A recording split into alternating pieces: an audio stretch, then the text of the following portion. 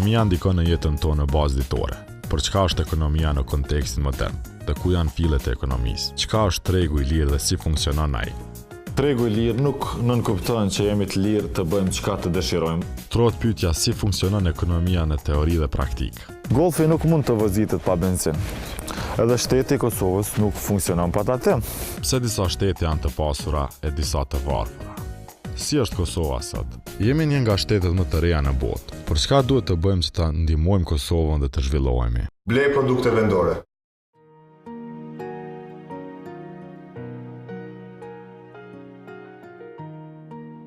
Nëse Adem Jashari kishte marrë vesh se po realizojmë dokumentar për t'i vëdisuar qytetarët për blerjen e prodhimeve vendore, nuk i kish ardhur fare mirë.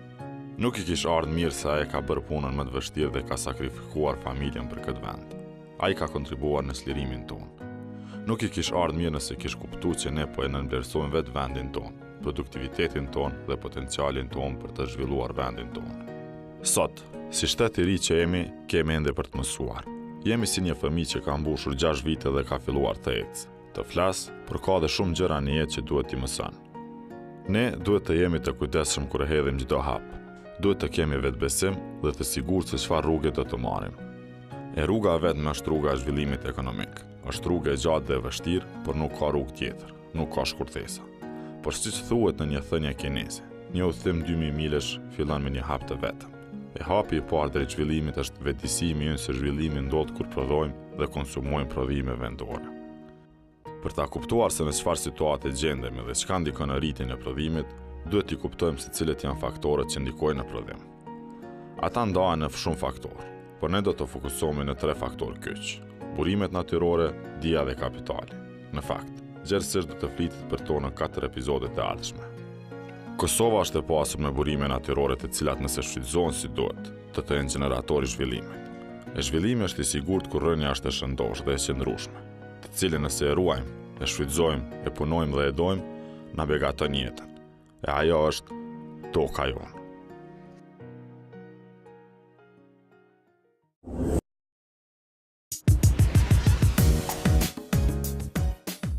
Gjatë emisionit të kaluar thamë që Kosova është si Golf 2, e qëndrueshme për ka nevojë të modernizohet. Prandaj unë vendosa që Golfit tanë t'i bëjmë një ndryshim modest, një ndryshim që besoj edhe Kosovës është duke i ndodhur në baza ditore. Ne ngjyrosëm Golfin tonë që të duket më mirë dhe të ndryshoj gjendjen e pakënaqshme të cilën e reflektonte. E me këtë Golf do të marrim rrugën në të gjithë Kosovën, të i gjejmë prodhimet vendore e t'ju tregojmë se ne kemi produkte cilësore, se dimë dhe mundemi të prodhojmë të tilla. Vetëm me ndryshimin e qasjes sonë ndaj produkteve vendore, do të na përmirësohet standardi jetës, sepse vetëm në atë mënyrë jemi pjesë e porosisë jashtë kutisë, që njohja e produkteve vendore sjell konsumim më të madh të tyre. Separat me të cilat blihen produktet vendore qëndrojnë në Kosovë dhe ato ndihmojnë në rritjen e kapitalit, rritjen e prodhimit, rritjen e punësimit dhe vjeljen e tatimeve. Në këtë mënyrë, të ardhurat për secilin qytetar janë të garantuara dhe standardi i jetës do të jetë më cilësor e modern.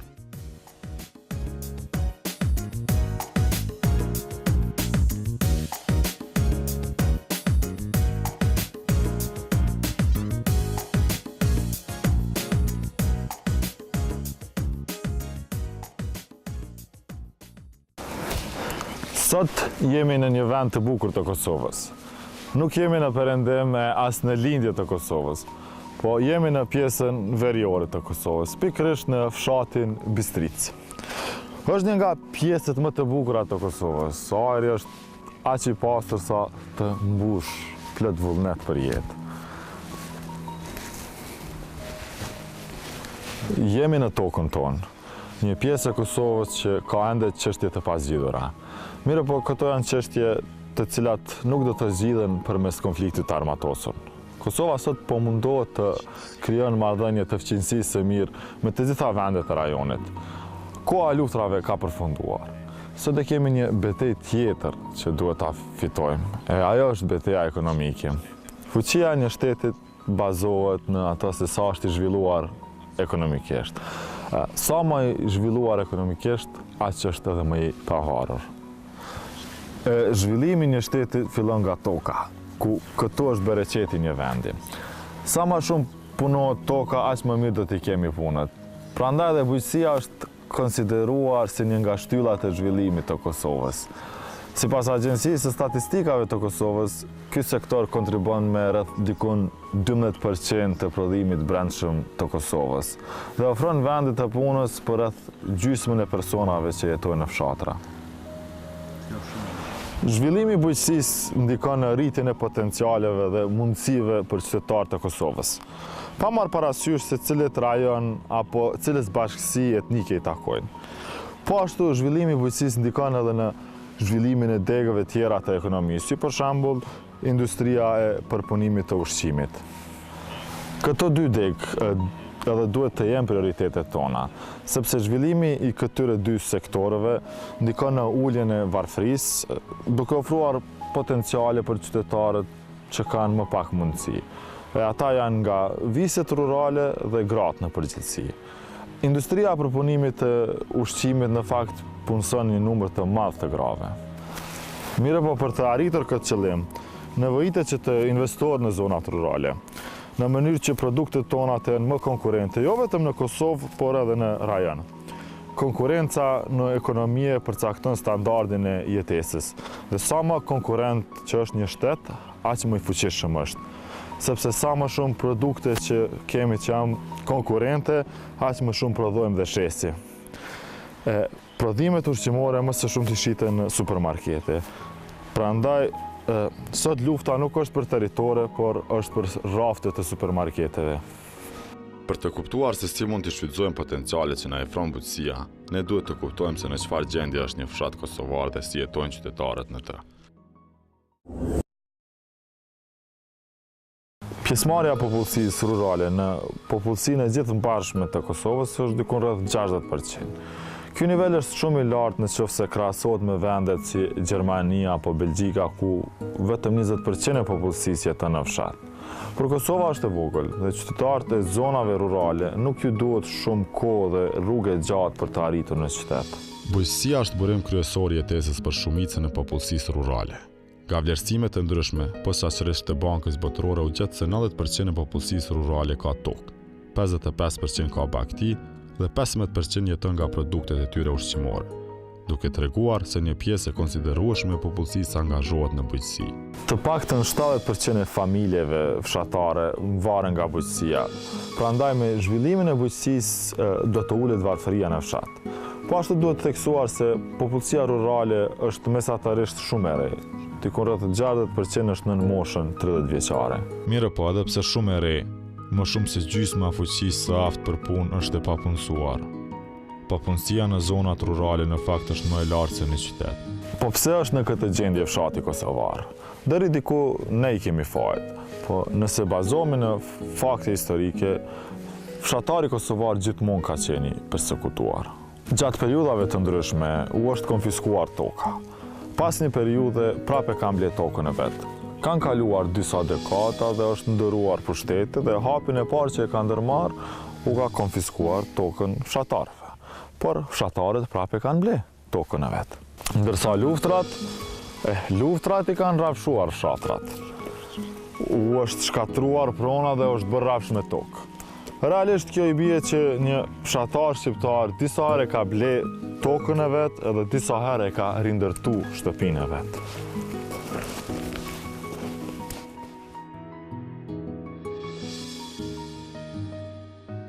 Për lufta e fundit në Kosovë preku jetën e shumicës nga ne.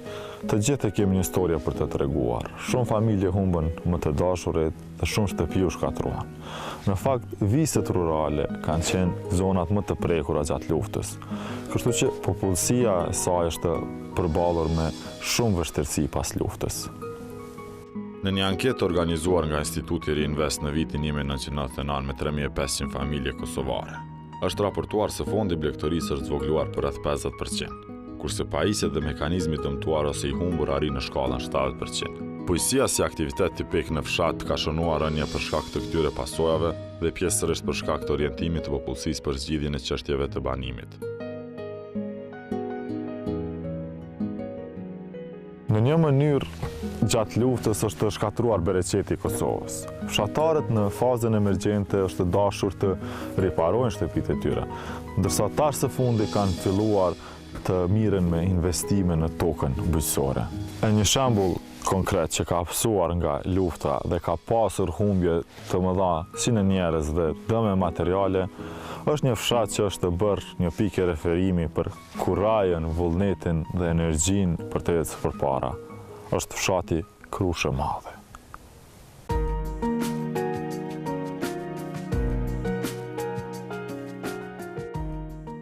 Qysh prej luftës së vitit 1999, Krusha si shumë fshatra të tjerë të Kosovës ka përjetuar humbje të mëdha të burrave dhe djemve të ri. Tragjedi që e bëri Krushën të njihet si fshati pa burra. Gratë e Krushës së Madhe dhe të vogël, bashkë me dhimbjen nga tragjedia përjetuar, kanë marrë përsipër edhe rimëkëmbjen përmes punës në fermë, e cila më parë ka qenë vetëm punë e burrave. Puna e tyre e palodhshme më vonë rezultoi me kooperativën bujqësore Krusha. Shumë nga ju ndoshta as nuk keni dëgjuar për kooperativën bujqësore Krusha, në të cilën punojnë gjithë këto gra.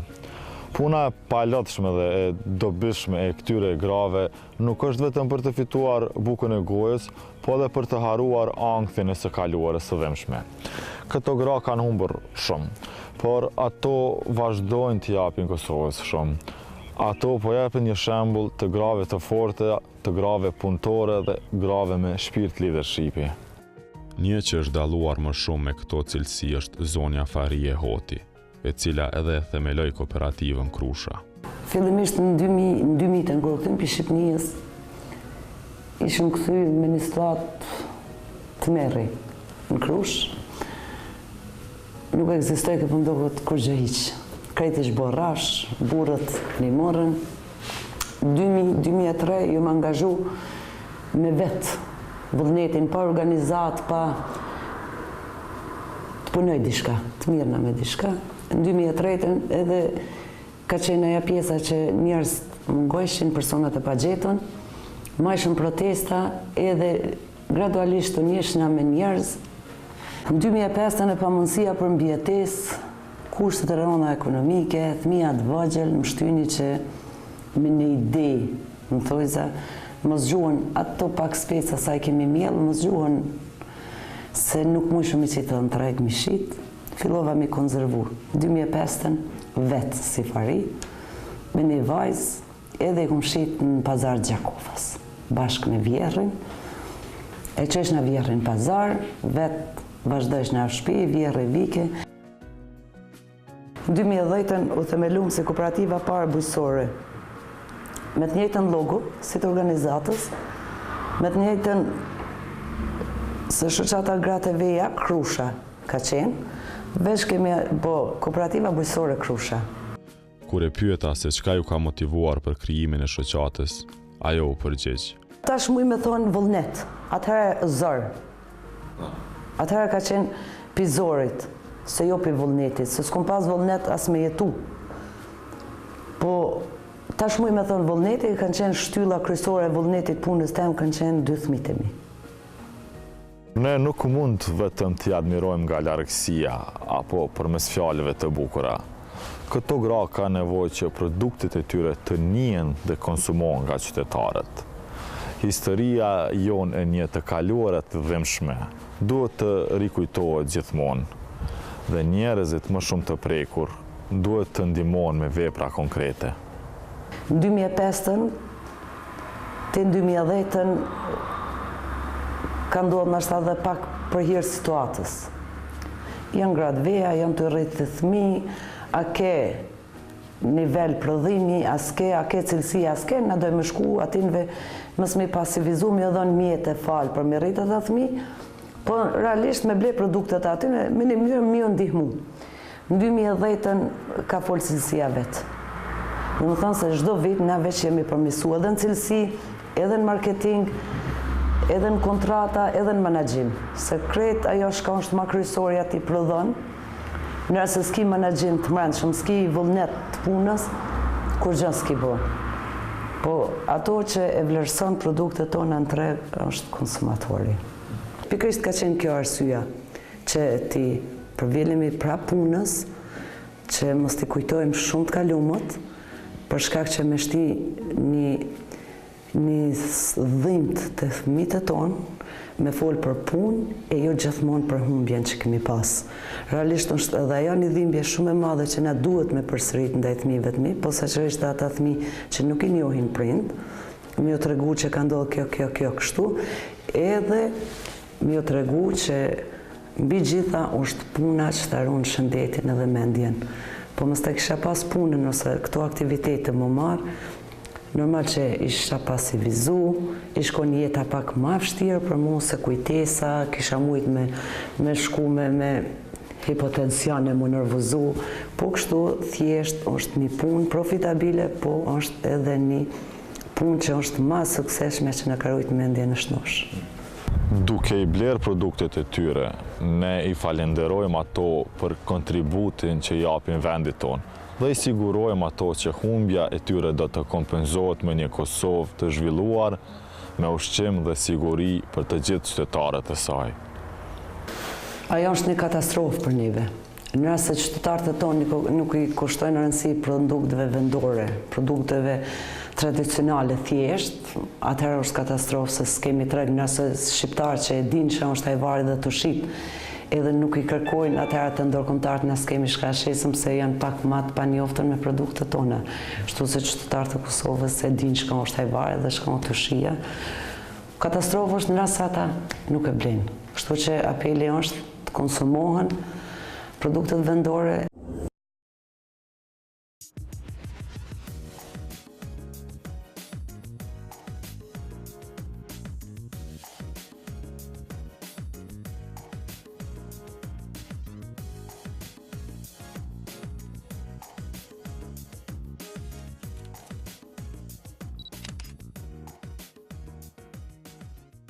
Unë gjithë i flas në bazë të dy parimeve themelore.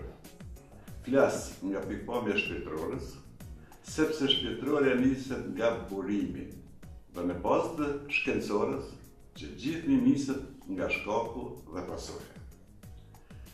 Kur të bëhet sinteza këtyre dy parimeve, shkencorës dhe shpirtërorës, njeriu e gjen të vërtetën fare lehtë.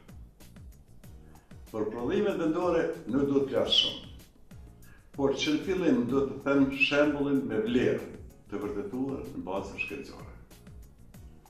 Në eksplorime shkencore që janë bërë me eskimezët, e dini që eskimezët jetojnë në polin e akullt, është vërtetuar se eskimezët kanë qenë populli më i shëndetshëm planetin Tokë. Kanë jetuar ashtu siç kanë jetuar, janë ushqyer me ato ushqimet e tyre tradicionale dhe kanë qenë shumë të shëndetshëm. Por vërtetime shkencore kanë konstatuar se kur eskimezët filluan të përdorin për ushqimet e tyre edhe pemët e viseve të tjera, me njëherë filluan të shtohen smundjet dhe eskimezët u bën si të gjithë popujt tjerë që nuk mund të jetojnë pa mjek e barrë. Do të analizojmë një fakt me shumë vlerë. Jeta e njeriu nuk ndodh pa shkak. Nuk ndodh pa shkak as vendlindja e tij. Dhe shihni mrekullinë. Secila krijesë në botë ju përshtatet kushteve të vendlindjes, sepse nuk mund të jetojë dhe të ekzistojë nëse nuk përshtatet. Njeriu mund të largosh nga vendlindja, por vendlindjen kurrë nuk mund të largosh nga njeriu. Secili popull në botë i shfrytëzon përparësitë që i ofron vendi i tyre. Ne në Kosovë kemi diellin. Pleshtë e mençur thonë 9% vijnë prej shtatit e 1 vjen nga të lagtit. Ju them në këtë rast se druri që rritet në diell liron 5 herë energji më shumë se sa druri që rritet në hije.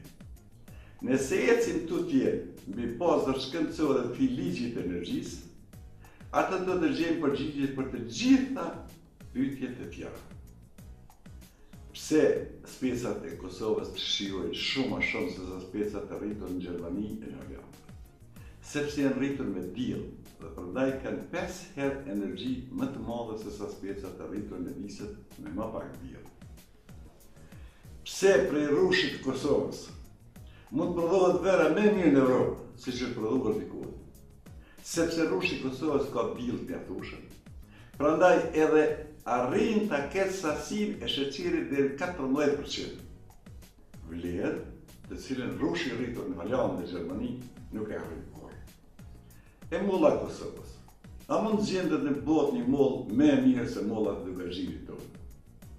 Mbi këtë bazë, dhe gjithë duke ndjekur këtë ligj, duhet parë edhe interesimin e vendeve evropiane për pemët e imta që rriten në Kosovë, si Dreza, Rështërezi, Mjetra, Manaferra dhe Borovnica e famshme. Po të këtë prodhim të mjaftueshëm të këtyre pemëve të imta, eksporti është i garantuar dhe çmimet janë jashtëzakonisht favorshme për këtë prodhime. Por problemi jemi ne vetë. Në vend që të konsumojmë prodhimet tona vendore, që gjenden sasi të mjaftueshme, në vend që të përdorim ushqime të shëndetshme të Kosovës dhe ta shijojmë prodhimin tonë dhe ta zhvillojmë vendin tonë, ne parat i djegim dhe i hedhim në prodhime të huaja. Dhe ato prodhime gjithmonë të dyshimet. Prandaj, bleni prodhime vendore. Çdo ditë që do të 7 ditë në javë me prodhime vendore. Lufta e fundit në Kosovë, përveç që shkaktoi dëme në njerëz si në rastin e Krushës, ndikoi edhe në humbjen e tregut dhe në shkatrimin gati në tërësi të industrisë përpunuese ushqimore, si dhe në rënien e theksuar të rendimenteve dhe kulturave bujqësore. Si pasojë e kësaj situate, Kosova është kthyer në një importues, në fakt në një importues të madh të prodhimeve bujqësore dhe ushqimore.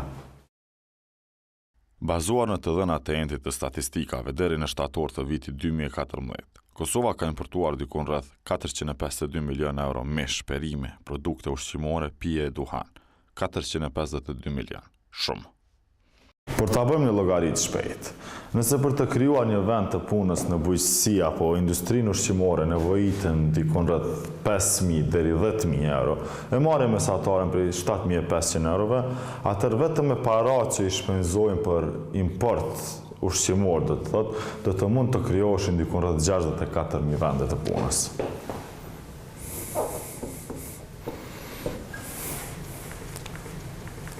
Tash ne ekonomistët i llogaritim gjërat edhe një hap më shumë. Një familje mesatare në Kosovë ka rreth 5 anëtarë. Do të thotë që me krijimin e rreth 64.000 vendeve të reja të punës, rreth 320.000 qytetarë të Kosovës do të kishin një burim të ardhurave. Kjo i bie që në Kosovë varfëria të ulet në masë të madhe, edhe kjo vetëm me mbulimin e një pjese të importit të ushqimit, që është shumë e realizueshme për një periudhë rreth 5 vite. Në anën tjetër, eksporti i prodhimeve bujqësore dhe përpunimit të ushqimit po ashtu deri në shtator të vitit 2014 ishte fare i vogël, rreth 29.2 milion euro. Këto eksporte përfshin kufur dhe alkur të kafshëve, patate si dhe lëngje. Atëherë çka na tregojnë këto numra? Këto numra na tregojnë që për çdo 1 euro që e marrim nga eksporti, ne për import duhet të paguajmë 1 euro, 2, 3, 5, 15. Do të thotë dikun rreth 15 euro ne duhet të paguajmë për importet të ushqimit dhe prodhimeve ushqimore. Është një shumë e lartë për ekonominë e Kosovës dhe në periudha afatgjate ne nuk mund të zhvillohemi me këtë nivel të importit. Prandaj është shumë e rëndësishme që të investohet në sektor bujqësor në mënyrë që të rritet eksporti. Kemi pasur sektor ku ne mezi kemi arritur pra ta përmbushim kërkesën vendore, të them më mirë, të kundërtën kemi qenë të vërshuar nga importet dhe pothuajse shumë pak është prodhuar dhe ndoshta tendencën e tillë e kemi kthyer në tendencë pozitive, pra sektor të caktuar sikurse ai i qumshtit ku ne po e veçoj si një shembull të mirë, ku ne kemi pasur për shembull përqindje dikon deri në 30% me çka kemi përmbushur kërkesën vendore, po flas për prodhimin, dhe sot kemi pra një përqindje shumë më të lartë, pothuajse dyfishin e asaj që ka qenë në të kaluarën. Kemi pastaj kultura bujqësore që vinë përsëri nga në sektori i pemëve të imta, dreza, manafera dhe mjedra, të cilat kanë qenë të pranishme në numër shumë të vogël në tregun tonë dhe që disa vite me radhë ne pra e përmbushim kërkesën vendore me prodhim pra 100% vendor, madje përveç kësaj pra edhe është eksportuar në disa prej shteteve fëqinje si Shqipëria dhe Macedonia. Po ashtu, sektori shpestarisë, në veçanti vezët, pastaj patatet dhe disa kultura karakteristike për vendin tonë, ka një ecuri shumë pozitive, me to e mbulojmë kërkesën vendore në tërësi dhe mbeten disa prej sektorve që sado që është shënuar rritje konsiderueshme gjatë viteve të fundit, e shohim sipërfaqe hektar, qindra hektar të rinj, pra me pemishte të reja, me sera, pra pemë dhe perime, që ka shtim të sipërfaqeve, ka shtim të prodhimit, po ende ngelemi mbrapa atij objektivit që ne e synojmë, që sidomos pra në sektorin e hortikulturës me pemë dhe perime, ne ta mbulojmë një përqindje të lartë pra me prodhimin vendor. Ne paralelisht me punën që bëjmë, jemi munduar që ta krijojmë për brenda aktivitetit tonë edhe një lloj shpirti, një lloj misionit, shpirtëror, emocional, patriotik të konsumimit të prodhimeve të tona, gjithmonë me një kujdes të shtuar, sepse thirrja për të konsumuar prodhime vendore gjithmonë duhet të përcillet edhe me mesazhe të qarta për sa i takon sigurisë dhe cilësisë ushqimore, po duke ditur që prodhuesi dhe përpunuesi në vendin tonë dita ditës, vazhdimisht, gjithnjë më shumë po i jep rëndësi të shtuar sigurisë dhe cilësisë ushqimore, atëherë për neve është shumë më e lehtë që ta bëjmë këtë thirrje për të konsumuar prodhimet vendore, sepse nga njëra anë jemi të sigurt për ato me çfarë ushqehemi dhe nga ana tjetër e kryejmë një lloj detyrimi patriotik, shtetëror, sepse ndihmojmë ekonominë, e zhvillojmë vendin dhe mbi të gjitha pra e kryejmë një mision të shenjtë të krijimit të vendeve të reja të punës, që mendoj që është synim dhe dëshirë e secilit njeri. Përveç tokës, Kosova ka dhe burime tjera natyrore të bollshme. Një prej tyre është uji, i cili nëse shfrytëzohet si duhet, si për prodhim të energjisë elektrike, si për pije, apo mënyra tjera, mund të ndikojë mjaft shumë në rritjen e prodhimit dhe uljen e papunësisë.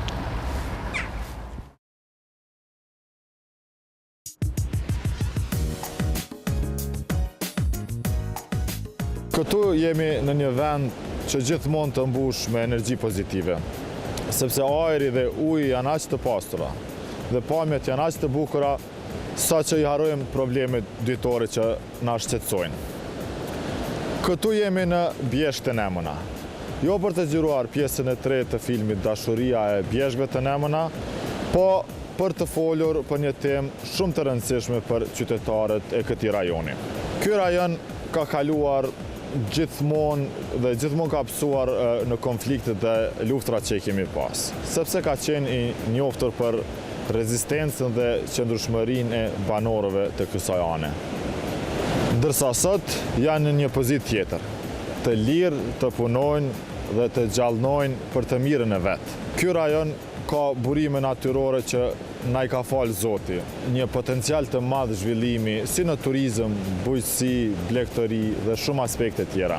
Por vetëm duhet të dimë si të shfrytëzojmë. Një mënyrë shumë e mirë e shfrytëzimit të këtyre burimeve natyrore që ka krijuar vende të punës dhe i ka ndihmuar komunitetit të këtyre fshatrave është kompania Ujë Rrugove.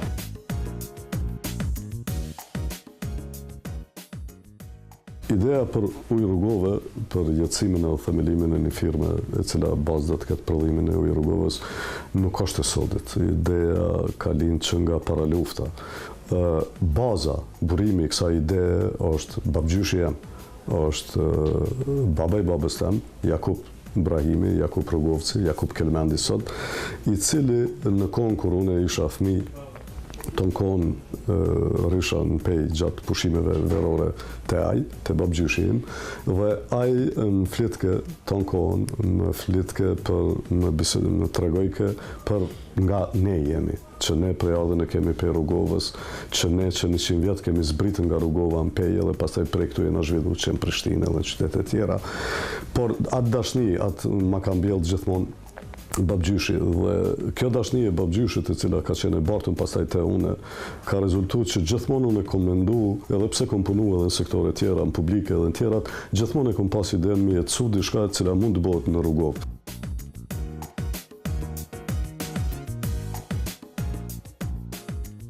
Biznes plani ka analizu, para se me fillu, dhe me thonë, edhe me ndërtu objektin, edhe me ndërtu fabrikën, edhe krejt. Biznes plani ka analizu edhe çështjen e tregut. Shumë i kom kushtu rëndësi tregut. Do me thonë, marrja e kvotave nuk ka qenë lehtë, natyrshëm. Ne kemi qenë një firmë e re, me një prodhim komplet të ri, me një strategji që kemi kushtu mjaft rëndësi çmimeve, i kemi kushtu dukjes, pamjes vizuele të produktit, të dizajnit të shishës, dizajnit të etiketës. Çdo send ne i kemi kushtu dhe është e analizu. Është analizu edhe hyrja jo në treg si do të bëhet, është analizu edhe distribuimi. Dhe kemi vepru si pas një plani strategjikisht të para përcaktum. Por besomni që viti i parë natyrisht ka qenë ekstremizorshëm. Ne kemi startu diku me 6-7 punëtor, komplet, dhe brenda 2 muajve ne kemi prodhu atë sa s'kemi mujt me shit. Por gradualisht, duke përdorur një metodë të marketingut të quajtur word of mouth, ku ne kemi sjell miqt, shokët, kolegët, njerëz në Rugovë dhe i kanë pa vizitu fabrikën, i kanë vizitu burimin. Ata kanë fillu me folë për pastërtinë e atij uji, për marrjen e ujit nga burimi drejt për drejt, për mos trajtim kimik ose biologjik të atij uji, që në esencë uji Rugove edhe sot e kësaj dite nuk ka trajtim fare. Ne nuk jena fabrike ujit, ne jena mbushtore ujit dhe ne deklarojmë, nëse analizoni gjithka, si mbushtore, për arsye se ne realisht vetëm e mbushim atë ujë. Ne as i shtojmë, as një gjë uji Rugovës nga burimi, as nuk i marrim. Asnjë gjë, as nuk i hekim, as nuk i shtojmë asgjë. Dhe brenda një viti e gjys, i cili ka qenë jashtëzakonisht i zorshëm në fillim, gradualisht në vitin e dytë fillon të vërehet një rritje graduale dhe një tendencë e mirë, e dukshme, e konsiderueshme, e madhe e rritjes. Dhe kjo ka rezultuar me gati ndaljen komplet të importit apo minimizimin e efektit që Zagori e ka pas në Kosovë, në tregun kosovar. Kualiteti i ujit Rugove është vërtetuar jo vetëm nga prezenca në treg, por edhe nga certifikimi ISO. Unë quhem Idris Shala, jam punëtor i fabrikës ujë Rugove. Unë i kam 3 fëmijë. Këtu në shkollën fillore janë me këtë rrogë këtu që e marrë, ata fëmijë sot dhe shkollohen dhe investojnë për shkollimin e tyre këtu.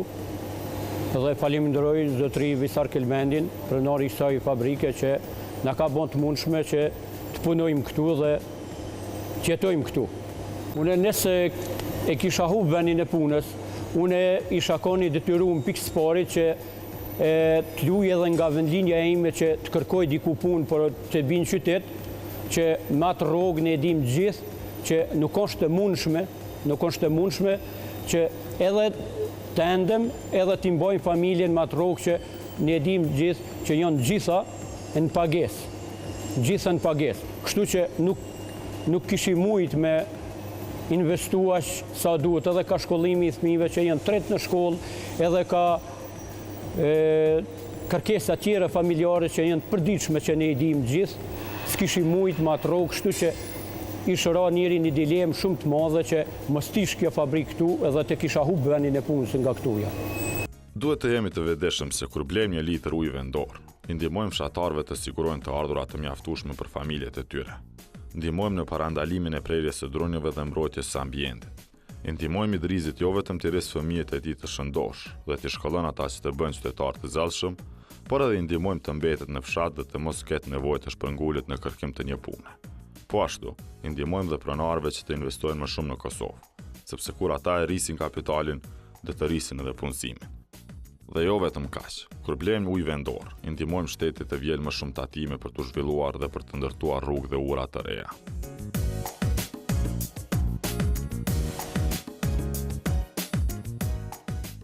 Nuk është lehtë me qenë prodhues sot Kosovë. Është ekstrem zor. Shumica e prodhuesve sot nëse i pyetni kanë ardhur nga tregtia. Shumica sosh nga tregtia dhe ata e dinë që ka qenë shumë më lehtë në tregti. Por një vullnet i madh, duke qenë se prodhimi pe krijon vlerën e shtume, duke qenë se prodhimi vendor po shtin njerëz punë për rrit punësimin, duke qenë që çfarëdo sfida që po i përballemi ne sot me konkurrencë nga jashtë, me hapjen e tregut brenda shtetit tonë, shumica neve sosh, mendoj unë e them mendimin tim, po mendoj që edhe tjerë prodhues vendor kanë me thonë, okay, rrugë e vështirë, por na do vazhdojmë. Unë e them prap, rrugove vazhdon. Me tona sfidat që i ka, me tona mos mbështetjet që i ka pas deri sot, ne kemi punsuar 100 punëtor, ne sot i kemi 100 familje drejt për drejt.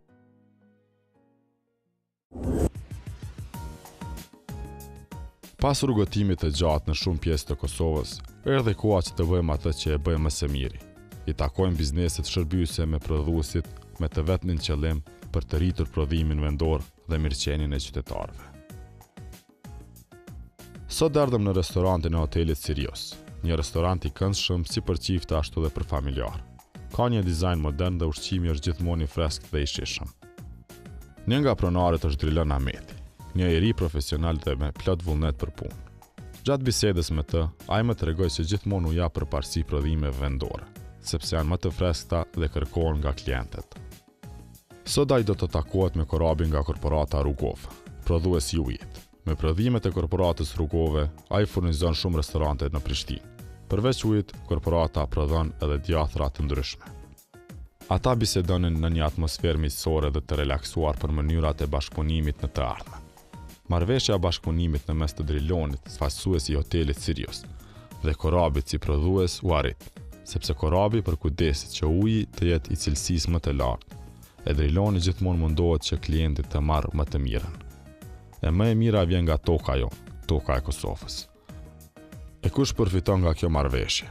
Të gjithë. Rritet prodhimi, rritet punësimi, rritet fitimi i restorantit, dhe në këtë mënyrë eventualisht rritet ekonomia e Kosovës. Në fund ata porositën një pjatë me prodhime vendore, mesh dhe perime që të festojnë për këtë marrëveshje. Kjo përgatit në kuzhinën e restorantit nga stafi profesional.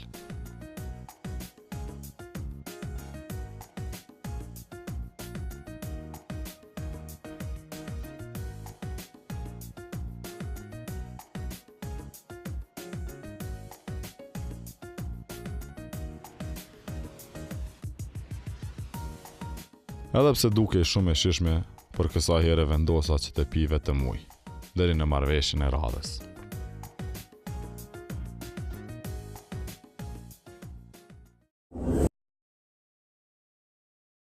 Sot në Kosovë, përveç tokës dhe ujit, ka dhe burime të tjera natyrore, minerale dhe xhete shumëta. Në fakt, Kosova është shumë e pasur me minerale. Për të shfrytzuar minerale dhe xhete ndryshme, nevojitet kapital shumë i madh. Por ka dhe mënyra dhe materiale të ndryshme për të cilat shfrytëzimi nuk kërkon investime qindra milionëshe. Deri tash folëm për punimin e tokës dhe ujin. Dhe në fund e kemi një historie shumë interesante për të treguar.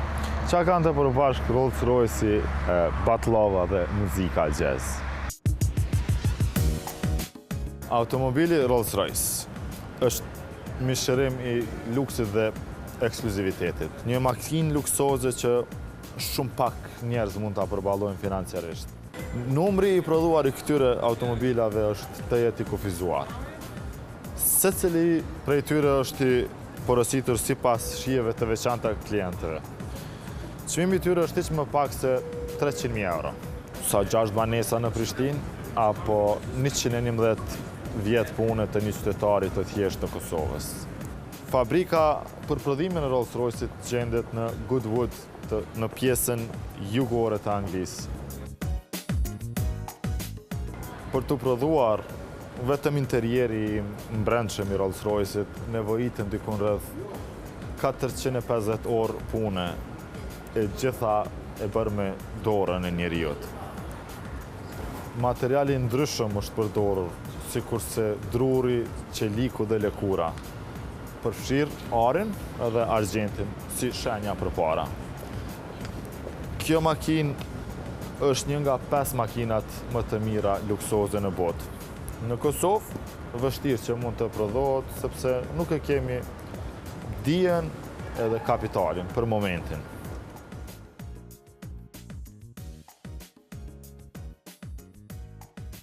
Është e vërtet që ne nuk mundemi të ndërtojmë një prej automobilave më të mirë në botë. Mirë po, ne mund të ndërtojmë një nga 5 barat më të mirë në botë, i zgjedhur nga organizata lajmet e arkitekturës botërore. Në një konkurrencë në mes të 1300 barëve nga gjithë bota, ky bar i dizajnuar nga një shqiptar me prodhime vendore është zgjedhur bari me interierin më të mirë në botë.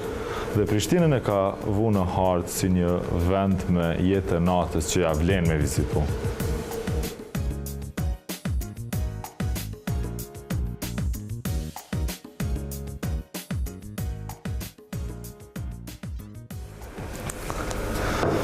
Paramendoni Prishtina në konkurrencë me Londrën, Parizin, Barcelonën dhe Dubai.